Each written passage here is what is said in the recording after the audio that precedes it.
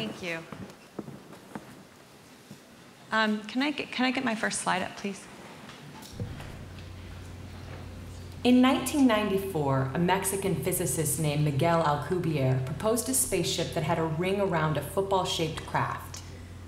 The idea was that the ring, constructed from exotic matter, would warp space-time around the ship.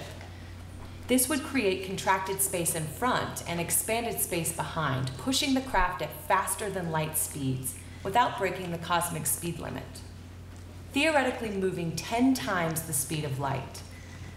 The problem was that further research concluded that the spacecraft would need a minimum amount of energy equal to the mass energy of Jupiter. Further investigation by scientist Harold White from the NASA's Johnson Space Center has determined that the needed amount of energy is actually much less than previously believed. Can we stop the audio, please? With a few tweaks to the design of the ship. Rather than using a flat ring, White proposed a ring shaped I'm sorry, I'm really bad at memorizing things, so the warp drive could be powered by a mass about the size of the Voyager 1 probe. Okay, can you please stop the audio file, please? Thank you. Sorry. They told me I couldn't have note cards, so I'm sorry. I'm just gonna start over again. Sorry. Can we get the next file, please? In 1994, a Mexican physicist named Miguel Alcubierre proposed a space. Hey, I'm sorry. I thought we talked. It was just going to be on this screen, because I don't need them to read it. I just wanted. I'm used to speaking in front of like 50 people, so I'm really sorry. This is not going as I planned. Can we just move ahead to the next slide, please? In 1994, a Mexican physicist named Miguel Alcubierre proposed a spaceship that had a ring around a football-shaped craft. The idea was that the ring, constructed from exotic matter, would warp... Anybody buying this? ...would warp space-time around the ship. This would create contracted space in front and... Do you want me to stop? Can you stop, please? I think we just need to stop this. Okay. Am I still going to get paid for doing? Yep. Okay. Yeah. Okay, well, my time's up.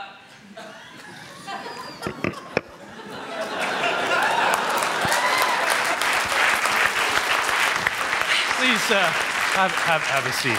Seat? Yeah. Why don't you go? Yeah, great, over there. I'm so sorry.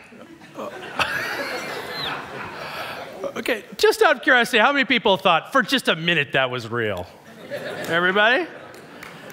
Well, to talk us through that, please welcome Charlie Todd from Improv Everywhere down there. And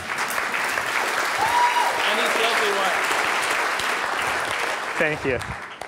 Yeah, so that was my wife and member of Improv Everywhere, Cody Lundquist, who gave that fake talk. So yeah, thanks to her.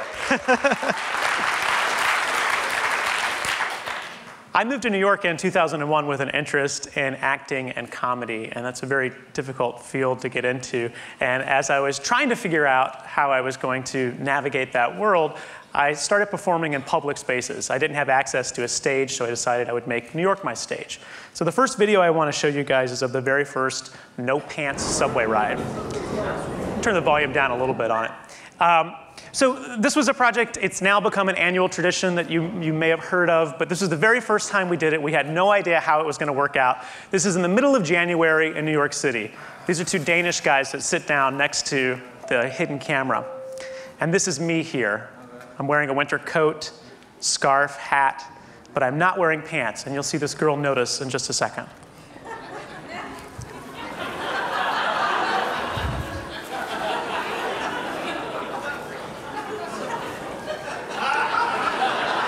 So she notices me, but she goes back to reading her book, which has the word rape on it really big.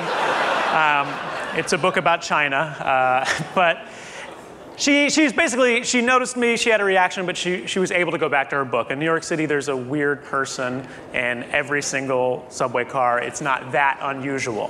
What she doesn't know is that I have 6 friends who are waiting at the next 6 subway stops in their underwear as well.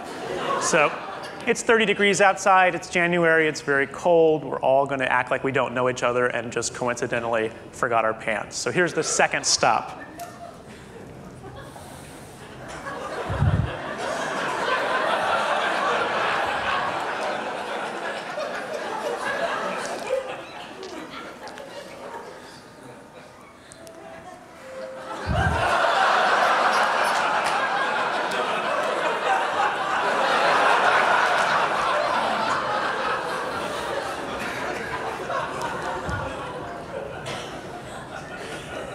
So at this point, she decides to put the book away and be a little more aware of her surroundings.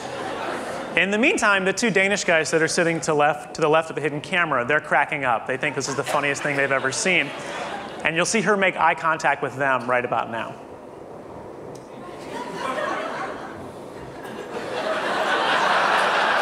And that's my favorite part of the video because it had been this experience for her that was a little isolating. She was a little nervous about it. She had her guard up. And then when she saw someone else was laughing about it, she was able to laugh as well, too. It became a shared experience. So the train is now pulling into stop number 3.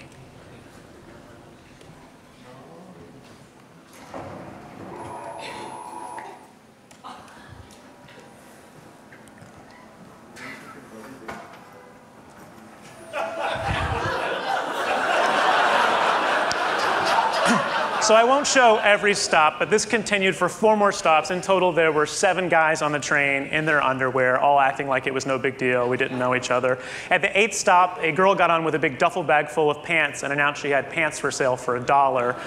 Like people sell candy bars on the train for $1. We all bought a pair of pants very matter-of-factly, put our pants back on, and exited the train in different directions, acting like nothing unusual had happened. Thank you. So that's a still photo, or a still image from the video there. And that girl's reaction got me so excited. What we had done was a prank, but it was a prank that was positive in nature. No one got hurt. And the goal of Improv Everywhere, as started in these early pranks, was about giving somebody else a great story to tell. And I hoped that this girl would always have the tale to tell of the day she was on the train and saw one guy in his underwear get on, and then the next stop, an unrelated guy get on in his underwear. So I started staging these pranks in public spaces all over New York. I held an offshore gambling ring in the Central Park Lake. We rowed up to other boats and announced that we were in international waters and would like to play blackjack. Lots of people played with us. I put a bathroom attendant in the Times Square McDonald's using the diaper change station. Put a tuxedo-clad attendant in there. The manager tried to kick us out, but we said we had been sent by corporate.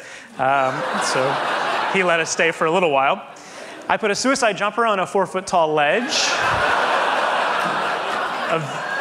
Eventually, a fireman showed up with a little tiny exercise trampoline and rescued him. And 100 years after he died, I had Anton Chekhov give a lecture at Barnes & Noble. This was my friend John, who was in his 60s, and we put these posters up all over the Barnes & Noble using their graphic design that said, "Meet the writers, Anton Chekhov," and then just took to their stage, and he started reading from the cherry orchard. The manager kicked us out, but invited us to come back the next time he wrote a new play, which I thought was a clever way of getting rid of us. So I started doing these pranks. I started studying at the Upright Citizens Brigade Theater in New York and meeting other comedians and improvisers, and all of a sudden I had a pretty big group of people that wanted to participate in these types of projects. This next one I'd like to talk about is the first large-scale thing that we did. I was walking through Union Square one day and noticed this building, which had just opened up in early 2005, and there was a girl dancing in the window of Forever 21. And it was really weird. It was like she was on stage. This building's right in front of Union Square Park. There's a subway stop there, lots of people walking about. It was nighttime, and she was lit up by the fluorescent lights. And she only did it for maybe 5 seconds, and then her friend gave her a hug, and they ran away, and it seemed like she had been dared to dance in this window, which was a very public window. But I looked at that one window and thought about the other 80 or so windows surrounding it and decided I needed to have someone in every single window. So there's a photo of that. The project was called Look Up More, and I stood in the park giving secret hand signals to the performers. And the first thing they did was hold up these 4-foot-tall letters, and there's a picture that shows it a little bit better there. It was done without the permission of the stores, and I had no idea how the stores would react to people showing up one by one dressed in black and taking over the windows. Forever 21 didn't notice that anything happened in their store. Filene's Basement paid for their manager a couple of times, but he never turned up. DSW, the shoe store, had a complete total meltdown over it, actually. One of the first activities was everyone doing jumping jacks together. And at that moment, he declared no jumping jacks allowed and started physically removing people from the store, which I thought was very funny to learn that you can't do jumping jacks in a DSW. But at the same time, I can't really blame him for not knowing how to respond to 15 people dressed in black staring out his window and then doing jumping jacks. So the best Improv Everywhere projects are the ones that are site-specific and use that location. And oftentimes, locations inspire the ideas. But every now and then, I'll get a great idea emailed to me by a total stranger.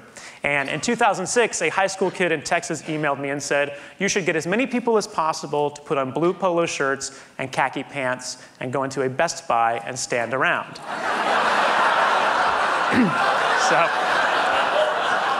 So I wrote this high school kid back immediately and said, yes, you are right. I do need to do that. I'm going to do it this weekend. Thank you. So we did this in the Manhattan Best Buy over in Chelsea. Here's a clip. I told the participants, don't claim that you work there, but also don't shop either. Just stand around. And there were people of all ages. That girl was about 10. My older friend was there as well. Everyone in the video that has a yellow name tag is an actual Best Buy employee. If they don't have a name tag, then they're one of our performers. And most of the employees thought it was funny. A lot of the sort of regular employees took pictures of us. A lot of them made jokes about us lifting heavy television sets for them.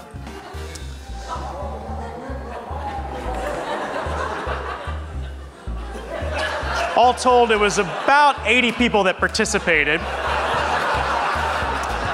The managers and the security guards did not find it quite so funny. That's a security guard in the yellow shirt there, and then these guys in black shirts.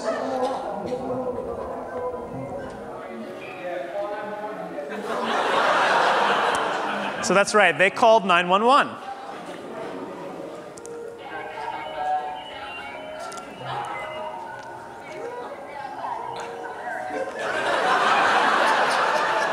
So about 10 minutes later, the NYPD showed up, started assessing the situation. I've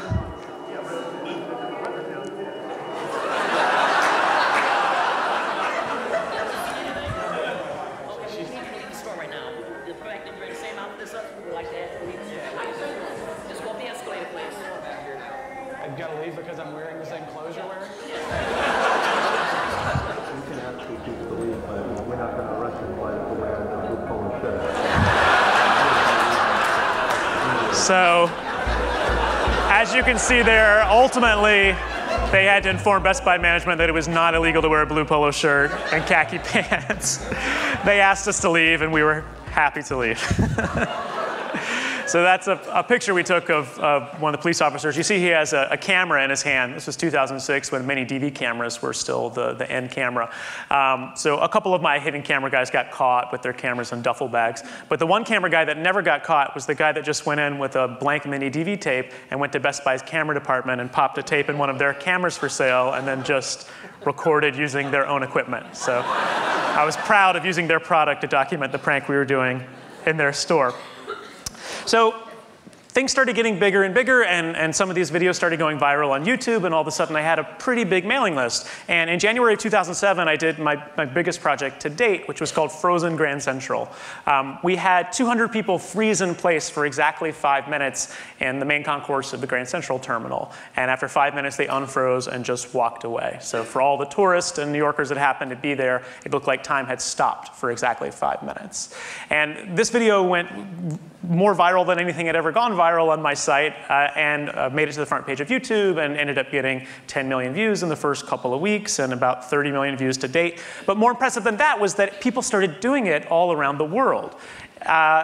Within the first 30 days, people in 100 countries around the world had gone out and frozen in place for exactly 5 minutes in a public square or train station or college campus.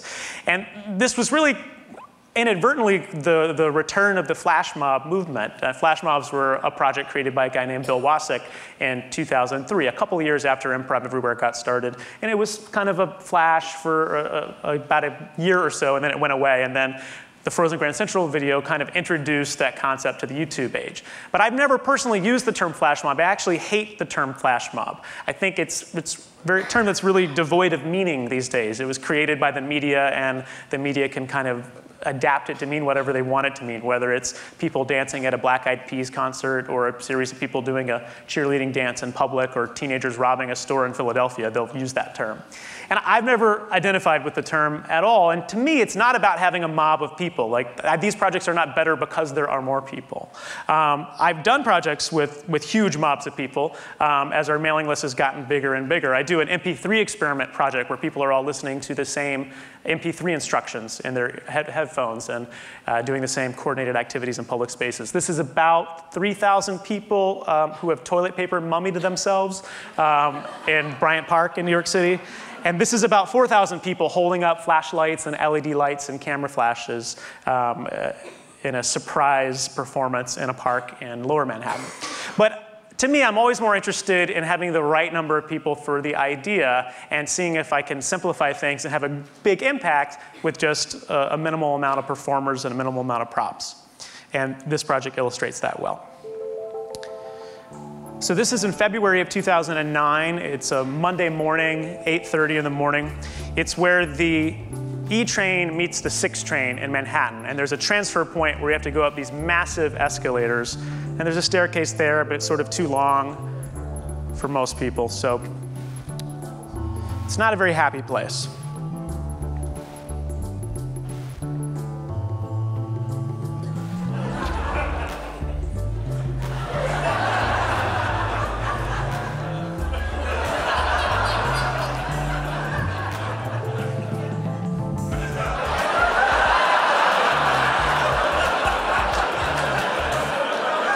So Rob ended up giving out 2,000 high fives over the course of about 45 minutes.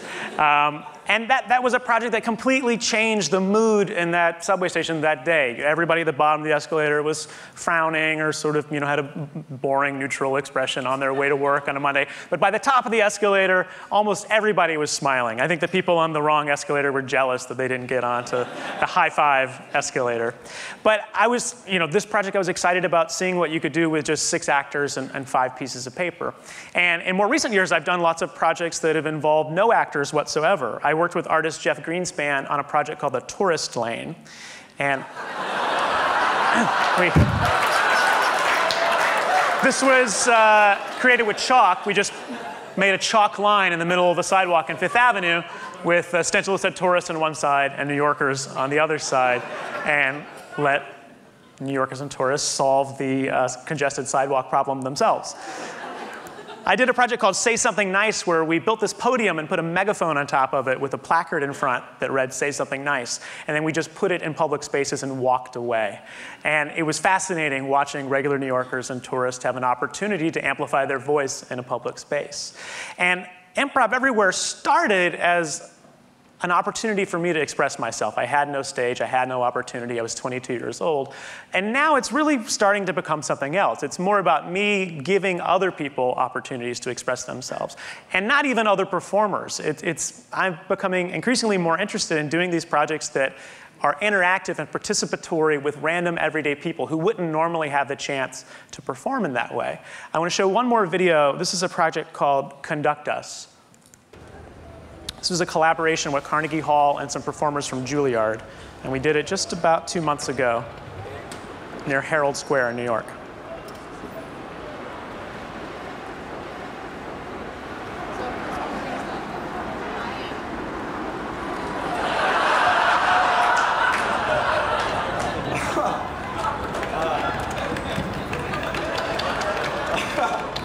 Like this?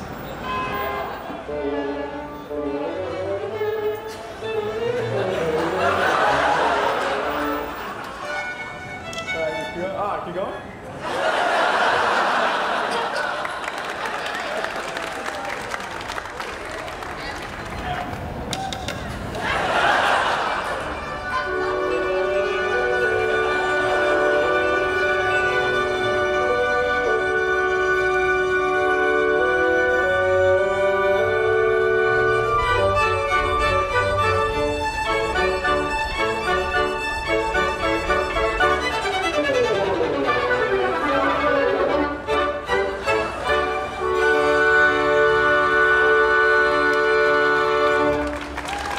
So this woman here, for some reason, really demanded a solo. She also demanded a solo of a viola player, which I don't think makes sense. I don't know a lot about orchestras, but I don't think that makes sense.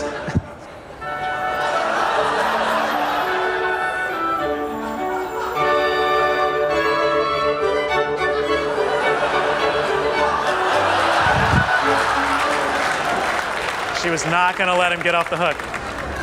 I think this guy watched a little bit of Bugs Bunny growing up.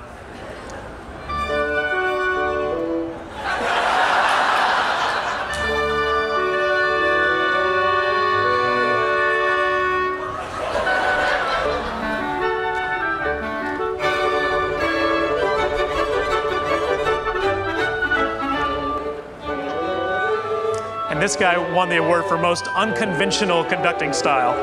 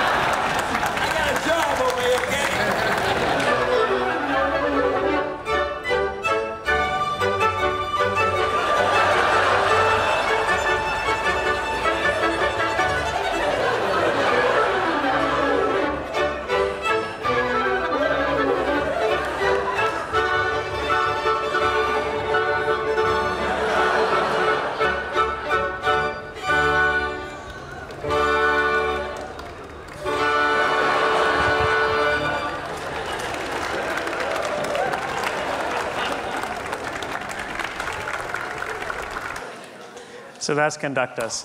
Thank you. So,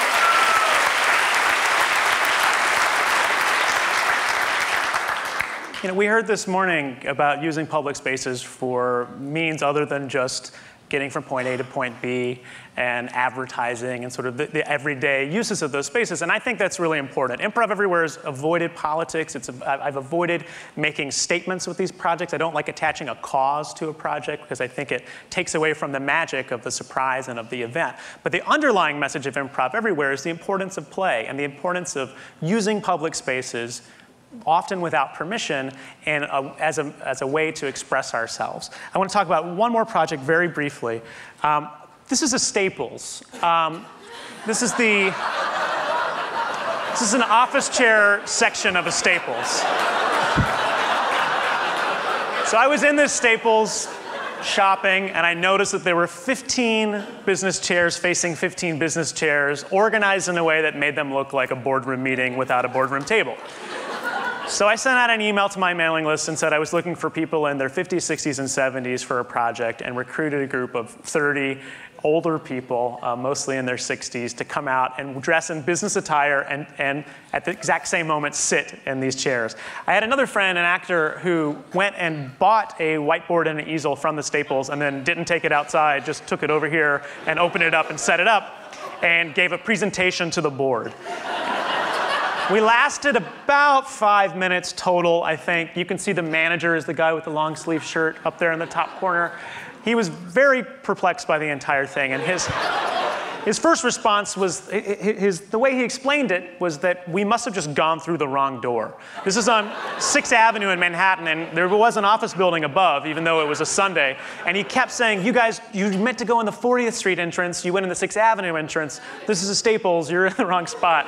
But I love the fact that to him it made more sense that a group of 30 adults legitimately thought they were in the right space having a meeting in a Staples. That was more plausible than 30 adults had worked together for no reason whatsoever. They were just playing and having fun and playing a prank on him.